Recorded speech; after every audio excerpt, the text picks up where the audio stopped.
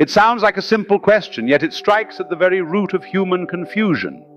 Most people will answer by listing their name, their job, their age, their personality traits, the things they've been told define them. But none of that truly answers the question. Those descriptions are labels, roles, temporary arrangements. They are not you. They are simply the clothing your mind has put on. Alan Watts often said that the greatest illusion we suffer from is the belief that the image we carry of ourselves is our actual identity.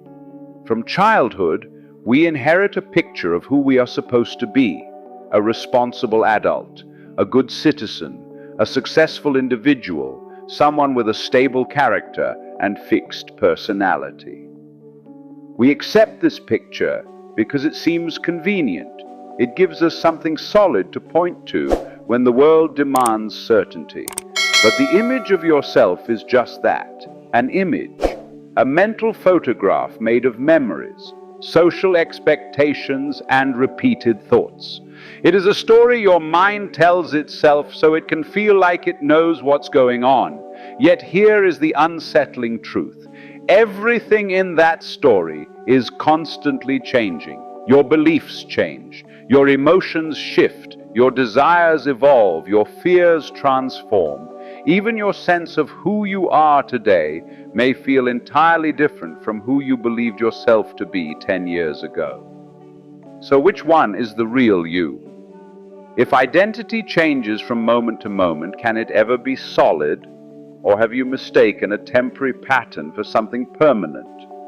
Watts suggested that the real mistake is believing that the self is a separate entity, a little person living inside your head, directing your thoughts and decisions like a captain steering a ship.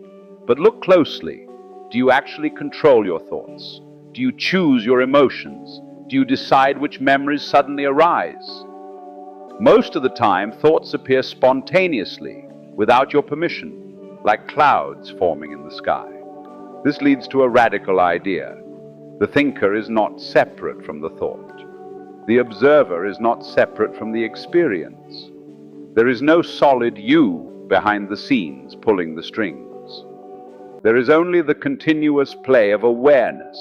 And within that awareness, thoughts, emotions, and sensations arise and dissolve like waves on the surface of the ocean. If this is true, then the you you've believed in all your life, the solid, separate, definable entity, may not exist at all. Not because you don't exist, but because you are far bigger, far more fluid, far more mysterious than any concept the mind can invent. This is where real self-inquiry begins, not in adding new beliefs, but in questioning the old ones. Not in fixing yourself, but in noticing that the one who wants to be fixed is just another thought, another voice inside the mind. So the question, who are you, is not meant to be answered with definitions. It is meant to dissolve the illusion that a definition is possible, because the thought of yourself is not you. And once you see this, the door to deeper understanding opens. If you look closely at your inner experience, you will notice something strange. The you think you are is mostly made of ideas, a collection of memories, opinions, fears, habits, and roles stitched together into a character you've been performing for so long that you've forgotten it is a performance. This is what Alan Watts called the ego. Not the arrogant, selfish ego we criticize in conversation, but the psychological construct, the mental image of who you believe yourself to be. The ego is not a villain. It is simply a tool, a convenient interface that allows you to function in society. It helps you remember your name, respond when someone calls, follow the rules of your culture, and navigate social expectations. But the problem begins when you mistake this tool for your true identity. The ego is fundamentally insecure because it is built out of thoughts. And thoughts are unstable, they change. They contradict each other. They get influenced by other people's opinions, by childhood conditioning, by the need for approval. An identity built on thought can never feel safe, so the ego is constantly searching for confirmation. Am I good enough? Do they like me? Am I successful? Am I better than others? These questions never end because the ego's existence depends on them. Watts explained it simply. The ego is a social mask, and masks, by definition, are not real faces. But we cling to the mask because letting it fall feels like falling into emptiness. The ego fears this emptiness because it cannot survive there. It needs comparison, separation, boundaries. It thrives on the belief that you are a distinct, isolated entity. Here is me, and there is the world. Here is me, and there are other people. Here is me, and here is my story. But this sense of separation is an illusion, a useful illusion for survival, but an illusion nonetheless. When the ego becomes the center of your life, everything turns into conflict. The world becomes something to defend against. People become competitors or threats. Change becomes dangerous. Uncertainty becomes unbearable. The ego will do anything to maintain its structure because it secretly knows that it is fragile, that it has no real foundation. Buddhism calls this dukkha, the suffering that arises when we cling to something impermanent. And because the ego is entirely built from impermanent components, clinging to it guarantees suffering. But here is the crucial insight. The ego is not bad, and it does not need to be destroyed. It simply needs to be seen for what it is, a temporary construct, a fictional character, a mask the universe is wearing for a moment. When you see this clearly, a profound freedom begins to open. You don't have to protect the mask anymore. You don't have to defend an identity. You don't have to continuously compare, justify, or prove anything. The ego stops being your prison and becomes simply a tool, one you can pick up when needed and put down when the moment is quiet. This realization is the first crack in the illusion of a separate self, the beginning of seeing who you truly are beyond the boundaries of thought. If the ego is just a story, a collection of shifting images, then what remains when the story quiets down? What is left when the thoughts about who you are temporarily fade? Alan Watts often pointed to a profound insight. You are not the thoughts you think. You are the awareness in which those thoughts appear. This might sound abstract at first, but it becomes clear the moment you try a simple observation. Notice a thought arising right now. Perhaps it says, I'm listening, or this makes sense, or I don't fully understand. Now ask yourself, if you can observe the thought, how can you be the thought? Something is noticing the thought. Something is watching it come and go. Something remains even when the thought disappears. That something, that silent witnessing presence, is what many spiritual traditions call the true self. This self is not a fixed object. It has no shape, no form, no boundaries. It cannot be seen because it is the one doing the seeing. It cannot be named because names exist within it. It cannot be described because all descriptions are made of thought. And this presence is prior to thought. In Buddhism, this understanding is captured in the concept of anatta, the non-self. It doesn't mean that you don't exist. It means that the self you think you are is not a thing, but a process, a flow. The true self is not a solid identity, but the open space in which identity forms and dissolves. Imagine the sky. Clouds drift through it, some dark, some bright, some chaotic, some peaceful.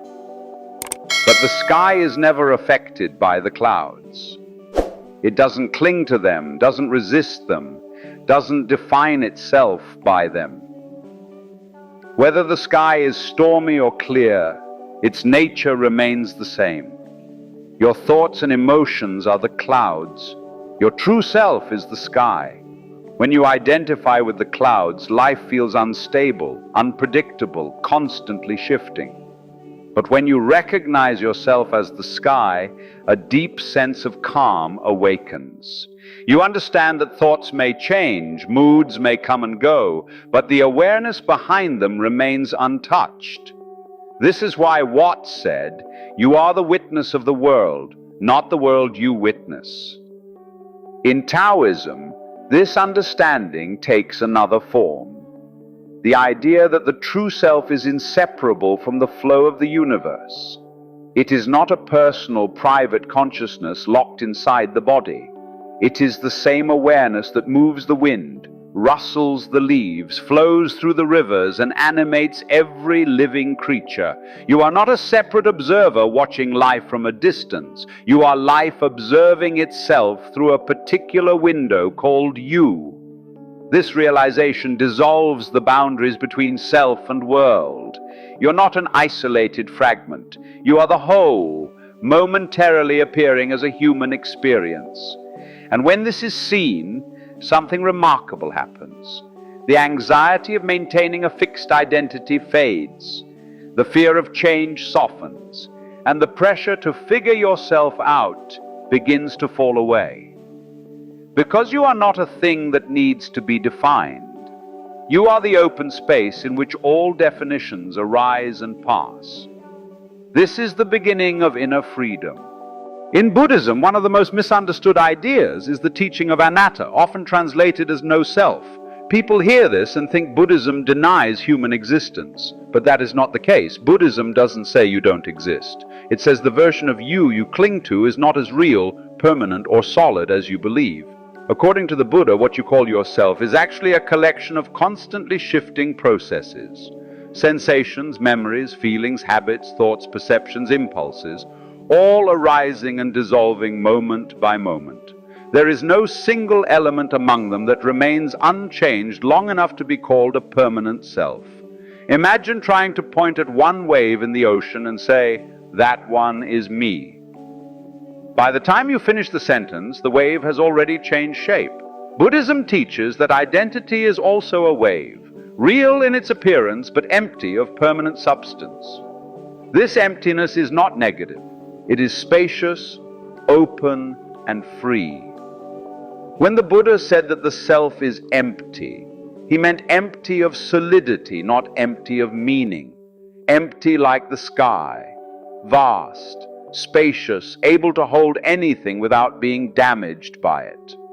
The problem begins when we cling to the illusion of a fixed identity. We say, "I am this kind of person. I cannot change. This is just who I am." But these statements imprison us inside a story created by memory and habit. The tighter we cling, the more we suffer. Buddhism calls this clinging dukkha, the root of all dissatisfaction. Alan Watts loved this idea because it dissolves the boundaries we place around ourselves. He often said, "You are not a separate ego locked inside a bag of skin. You are the entire universe playing a human for a while." Once you stop identifying with a fixed self, a strange kind of lightness appears. You no longer have to defend an image. You no longer collapse when that image is challenged. You become flexible, open, fluid, like water. Meditation in Buddhism is designed to help you see this directly. When you sit still and observe your mind, you discover that thoughts arise on their own. Feelings shift without your control. The body breathes without your command. Life is happening by itself, moment to moment, and there is no stable self behind the scenes pulling the strings. Instead, there is only awareness, and within that awareness, the ever-changing play of experience. To realize anatta is not to lose yourself. It is to finally stop clinging to the wrong thing. It is to see that you are not merely the wave, you are the ocean, temporarily expressing itself in flowing forms. And when this truth sinks in, suffering loosens its grip, because nothing needs to remain the same for you to be whole. If Buddhism reveals the emptiness of a fixed self, Taoism reveals the unity between the self and the world. Where Buddhism says there is no permanent you, Taoism adds, because you are not separate from anything. In Taoism, the world is not a collection of isolated objects. It is a single, continuous movement called the Tao, the way, the flow, the spontaneous unfolding of reality. Nothing exists independently. Nothing stands alone. Everything is part of one great process. The rivers flowing, the forests growing, the stars moving, and you, thinking, feeling, breathing, as part of the same dance. Alan Watts loved to describe it this way: you are not a stranger dropped into the universe. You are something the universe is doing, just like a wave is something the ocean is doing. A wave does not exist apart from the sea. It rises, curls, dissolves, but its essence remains water throughout the whole cycle. Likewise, Taoism teaches that the self is a temporary expression of the Tao. Your thoughts, personality, and body are the momentary shape that the universal flow has taken. The reason we suffer is not because life changes, but because we resist the changes. This is why Taoism emphasizes Wu Wei, often translated as non-resistance, effortless action, or acting in harmony with the flow. It does not mean doing nothing. It means not forcing reality to obey your will. A tree bends in the wind because it understands the nature of wind. A river flows around the rocks because it understands the nature of obstacles. Water does not fight. It adapts, moves, transforms, and yet remains itself. Taoism suggests that our true nature is like water, soft, flexible, responsive, yet powerful enough to shape mountains. When we identify with the rigid ego, with its fears, narratives, and demands, life becomes a struggle. We try to control outcomes, predict the future, resist uncertainty. But when we recognize ourselves as expressions of the Tao, something remarkable happens. We begin to trust the movement even when we don't understand it. You stop feeling like a separate self battling the world and begin to feel like a wave carried effortlessly by something vast, ancient, and intelligent. In this state, success and failure lose their heaviness.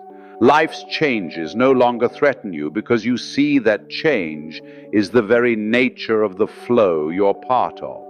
Just as the seasons transform, you too are meant to transform. Watts would often remind his listeners, you are not a mere observer of the universe. You are the universe, observing itself through a human lens.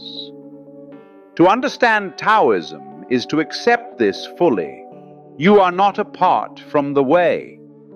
You are the way, temporarily appearing in human form.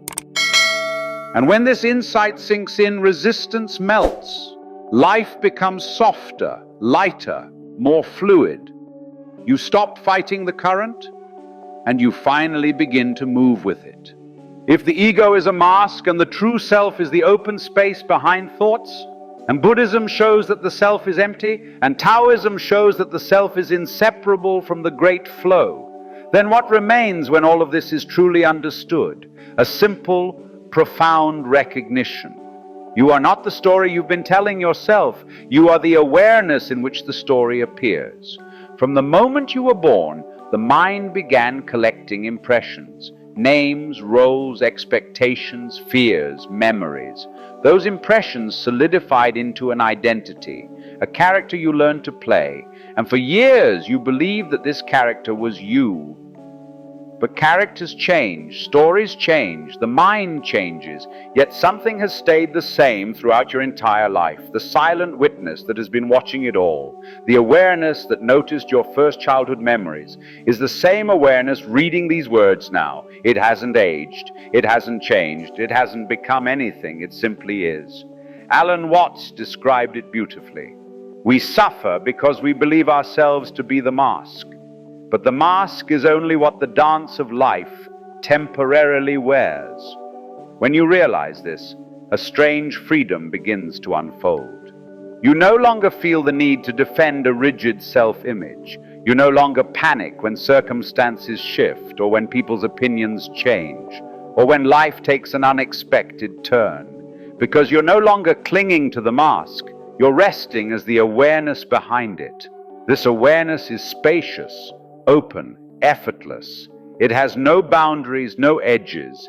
It is not troubled by thoughts or emotions because it is not made of them. Just as the sky is never harmed by the storms that pass through it, your true self is never harmed by the temporary states of the mind. When you identify as the story, life feels heavy. When you identify as the awareness, life becomes light. The beauty of this realization is that nothing external needs to change. Your job, your relationships, your daily routines, they may remain the same.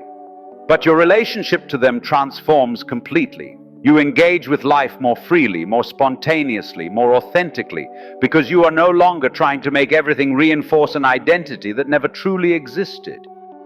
This is why spiritual traditions speak of awakening. Not as becoming someone new, but as recognizing the silent presence that was always there. And this presence is not separate from the world around you. It is the same awareness that shines through all beings, all forms, all experiences. It is the one light taking countless shapes. When the illusion of a separate self dissolves, what remains is a profound sense of unity, a recognition that you are not a small me trapped in a body, but the vast field of consciousness in which everything arises. You are not the character. You are the stage. You are not the wave. You are the entire ocean. You are not the story. You are the awareness that makes all stories possible. And in this realization, the search ends, because the one who was searching was never separate from what was being sought.